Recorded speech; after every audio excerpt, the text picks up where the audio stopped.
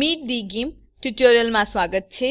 આ northern Germany બ્રેમેનમાંથી Rolf સ્ટાઇનોર્ટ દ્વારા નિર્માણિત છે. ફોરગ્રાઉન્ડ અને બેકગ્રાઉન્ડ રંગ ડાયલોગ અહીં છે. તમે રંગોને 6 જુદા જુદા પ્રકારે પસંદ કરી શકો છો.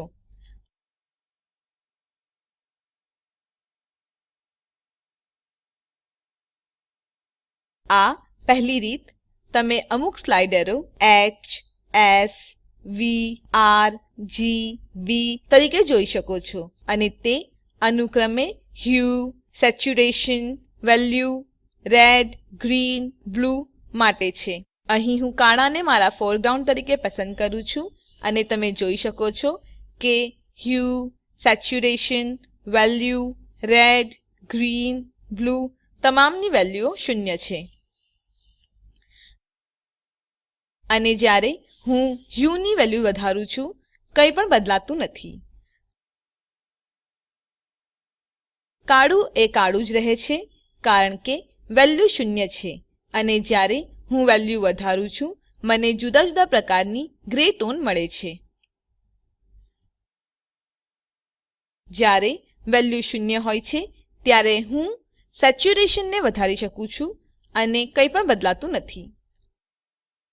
પરંતુ તમે અહીં જોઈ શકો છો કે જ્યારે હું સેચ્યુરેશન વધારું છું, બીજા સ્લાઇડરોમાંના રંગ સેજ બદલાય છે. જો હું હ્યુને ખેંચું છું, કંઈ પણ થતું નથી, પરંતુ જ્યારે હું સેચ્યુરેશનને ખેંચું છું, ત્યારે વેલ્યુનો રંગ સેજ ભૂરામાં બદલાય છે.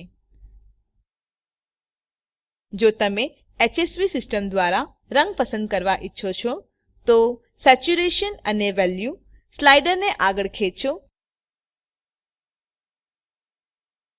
અને તમને હ્યુ સ્લાઇડરમાં મેઘધનુષના વિભિન્ન રંગો મળે છે અને તમે આ રંગોમાંથી પસંદ કરી શકો છો.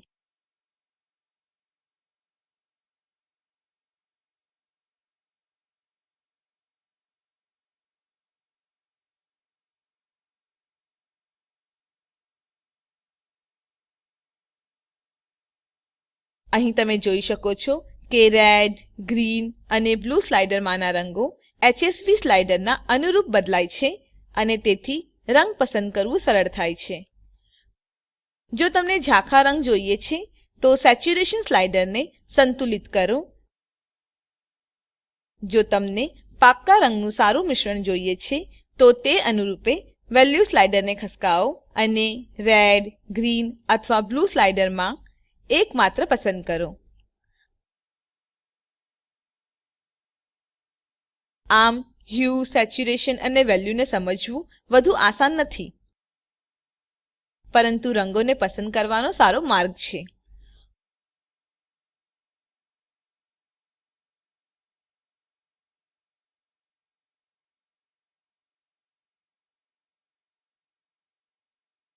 હું આ ડાયલોગ ફક્ત ત્યારે પસંદ કરું છું જ્યારે મને એક ચોક્કસ રંગને સુયોજિત કરવું પડે છે. ઉદાહરણ તરીકે, જો મને ચોક્કસ મધ્યમ ગ્રે જોઈએ છે,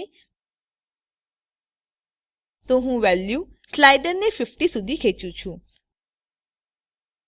જેથી વેલ્યુ 0% અને 100% વચ્ચે વિભાજિત થાય છે. અને આરજીબી સ્લાઇડરમાં હું સંખ્યા 127 પર સુયોજિત કરું છું અને તમને ચોક્કસ મધ્ય ગ્રે મળે છે.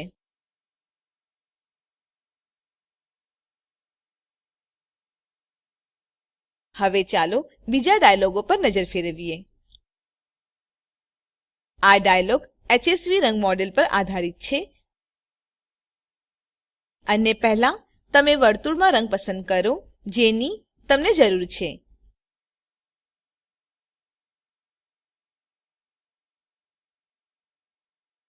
અને પછી વેલ્યુ અને સેચ્યુરેશનને ત્રિકોણમાં પસંદ કરો.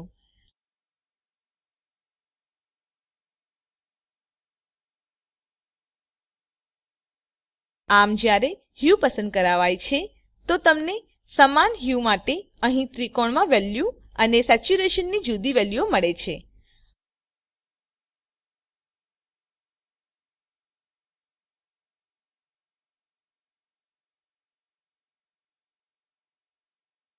આગળનું ડાયલોગ અહીં આ વાળાની જેમ જ છે. આ ડાયલોગમાં તમારી પાસે hueને પસંદ કરવા માટે એક પટ્ટી છે અને તમને ત્રિકોણમાંના રંગ જેવો રંગ આ ચોરસમાં મળે છે. અને હવે તમે અહીં આ વિસ્તારમાંથી તમારો રંગ પસંદ કરી શકો છો અથવા તો અહીં hueને બદલી કરીને તમારો નવો રંગ પસંદ કરી શકો છો.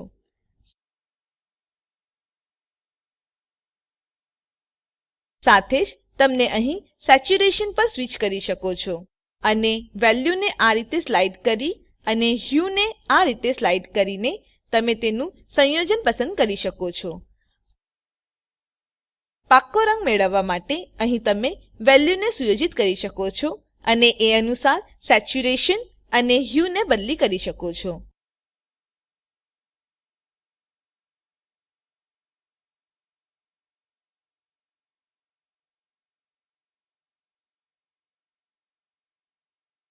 એ જ રીતે રેડ, ગ્રીન અને બ્લૂ માટે કામ કરે છે.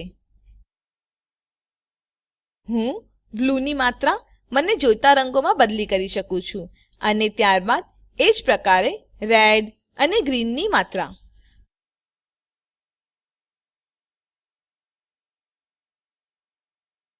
આ ડાયલોગ પહેલાવાળા કરતાં વધુ નવીન નથી. આગળનો ડાયલોગ છે વોટર કલર મિક્સઅપ.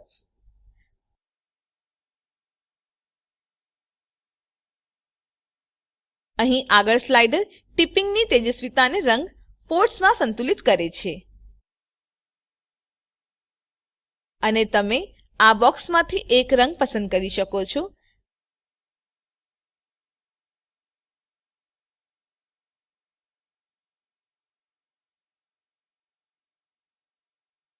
અને અહીં આ પરિણામી રંગ રહેશે. તમે એક રંગ પસંદ કરી શકો છો. ચાલો માની લો કે આ પીળો અને હવે હું આમાં સેજ ભૂરો ઉમેરી શકું છું અને સેજ લાલ અને પરિણામી રંગ જે તમને મળે છે તે અત્યંત ઝાંખો છે.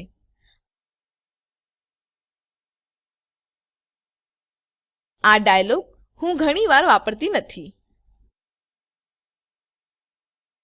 આ ડાયલોગ સક્રિય પેલેટ દર્શાવે છે અને તમે પેલેટને બીજા ક્યાંક સુયોજિત કરી શકો છો. તે ફક્ત ગ્રાફિક ડિઝાઇનિંગ અને વેબ ડિઝાઇનિંગ માટે ઉપયોગી છે. મેં આ ડાયલોગ વડે ખરેખર વધુ કંઈ પણ કર્યું નથી. વધુ એક વસ્તુ જેને આવરવાની બાકી છે તે અહીં પ્રિન્ટર રંગો છે.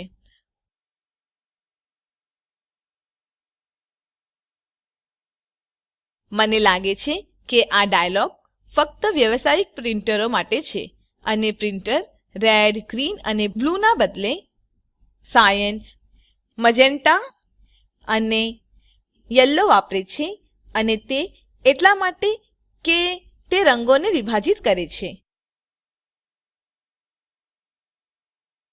રેડ, ગ્રીન અને બ્લૂ નું મિશ્રણ થઈને વ્હાઇટમાં ઉમેરાય છે અને પ્રિન્ટિંગ સાથે જો હું સાયન, મજેન્ટા અને યલો શૂન્ય સુયોજિત કરું છું તો સામાન્ય રીતે સફેદ કાગળ પ્રિન્ટ થાય છે. જો હું કાળા રંગને પ્રિન્ટ કરવા ઈચ્છું તો સાયન, મજેન્ટા અને યલોને 100 પર સુયોજિત કરું છું અને મને સંપૂર્ણપણે કાળો કાગળ મળે છે.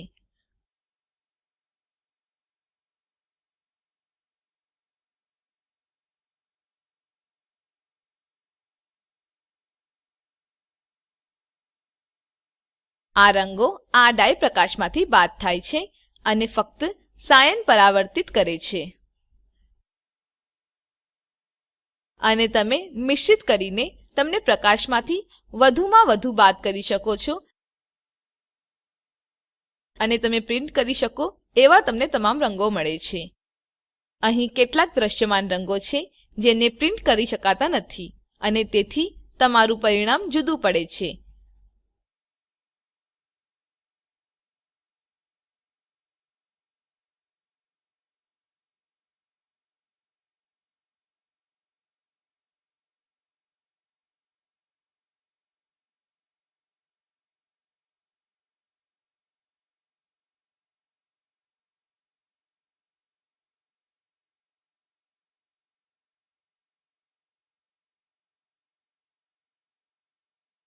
ચોથી સ્લાઇડર કે છે, જે કાળાને રજૂ કરે છે. બ્લુ સાથે ગૂંચવણ ટાળવા માટે તેને કાળા માટે કે તરીકે સુયોજિત કરાયું છે.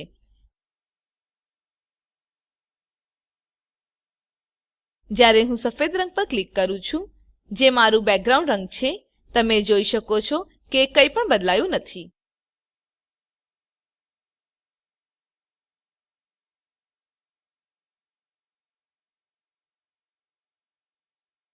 રંગો એવા જ છે, પણ સાયન્સ સ્લાઇડર નીચે જતું રહ્યું છે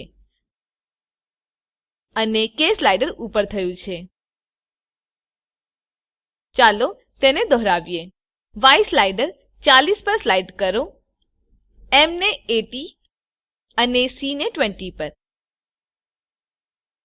હવે જ્યારે હું રંગ પસંદ કરું છું, ત્યારે તમને M સ્લાઇડર 75 તરીકે, Y 26 તરીકે અને K 20 તરીકે મળે છે. તો તમે જોઈ શકો છો કે રંગો બદલાયો નથી, પરંતુ સાઇન, મજેન્ટા અને યલોનું મિશ્રણ, જે ઈમેજમાં પહેલા હતું, મજેન્ટા, યલો અને બ્લેકમાં બદલાઈ ગયું છે. કાળી શાહી થોડી સસ્તી છે, તેથી સ્થિર મુદ્દે અહીં સાઇન, મજેન્ટા અને યલોનું મેકી મિશ્રણ વાપરવાના કરતા મજેન્ટા, યલો અને બ્લેકનું મિશ્રણ ઉપયોગમાં લેવાય છે.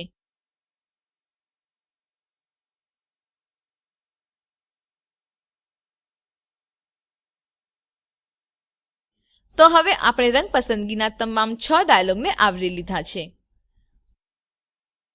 પણ આ બે રંગ અદલ-બદલ બાકી છે. આગળનો રંગ મારો ફોરગ્રાઉન્ડ રંગ છે અને બીજો વાળો મારો બેકગ્રાઉન્ડ રંગ છે. અને જેમ હું તેના પર ક્લિક કરું છું, તમે અહીં રંગ સુયોજિત કરી શકો છો. અને જો તમને આ રંગ તમારી ઈમેજમાં અથવા તમારી પસંદગીમાં જોઈએ છે,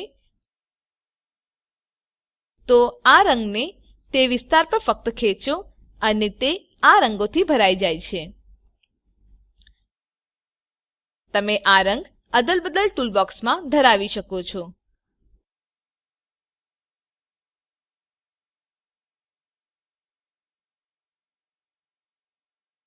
ફક્ત ફાઇલ,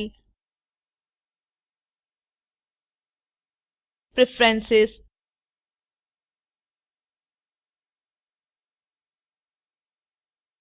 અને ત્યારબાદ ટૂલબોક્સ પર જાઓ અને અહીં તમને ફોરગ્રાઉન્ડ, બેકગ્રાઉન્ડ રંગ દેખાય છે અને સાથે જ બ્રશ અને સક્રિય ઈમેજ પણ. મેં આને પછીથી બંધ કરી દઈશ, કારણ કે તે મારા ટૂલબોક્સમાં વધારે જગ્યા રોકે છે. રંગ અદલ-બદલની જમણી ટોચના ખૂણે આવેલ આ નાનું આઇકોન ફોરગ્રાઉન્ડ અને બેકગ્રાઉન્ડ રંગને પરસ્પર બદલી કરવા માટે છે. આવું એક્સ કી દબાવવાથી પણ કરી શકાય છે. ડાબી બાજુએ નીચે ખૂણે આવેલ આ આઇકોન ફોરગ્રાઉન્ડ અને બેકગ્રાઉન્ડ રંગને કાળું અને સફેદ સુયોજિત કરવા માટે છે. આ એક સરસ નવી વિશેષતા છે. આ એક રંગ ચીપિયો છે અને તમે તેમને જોઈતો કોઈ પણ રંગ તમારી સ્ક્રીનમાંથી અથવા વેબસાઇટમાંથી પણ પસંદ કરી શકો છો.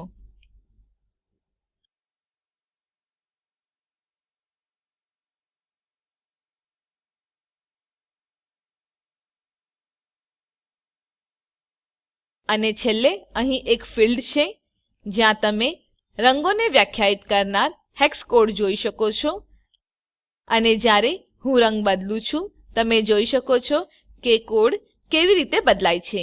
અને સાથે જ હું હેક્સ કોડ ટાઈપ કરીને રંગ મેળવી શકું છું, અથવા તમે રંગ નામ પણ ટાઈપ કરી શકો છો.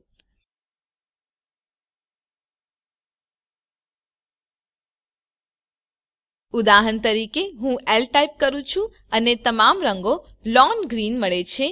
આ છે લોન ગ્રીન. તો આ હતું વિગતવાર કલર ડાયલોગ. મને લાગે છે કે મેં ઘણું બધું બોલ્યું છે. IIT બોમ્બે તરફથી સ્પોકન ટ્યુટોરિયલ પ્રોજેક્ટ માટે ભાષાંતર અને રેકોર્ડિંગ કરનાર હું જ્યોતિ સોલંકી વિદાય લઉં છું. જોડાવા બદ્દલ આભાર.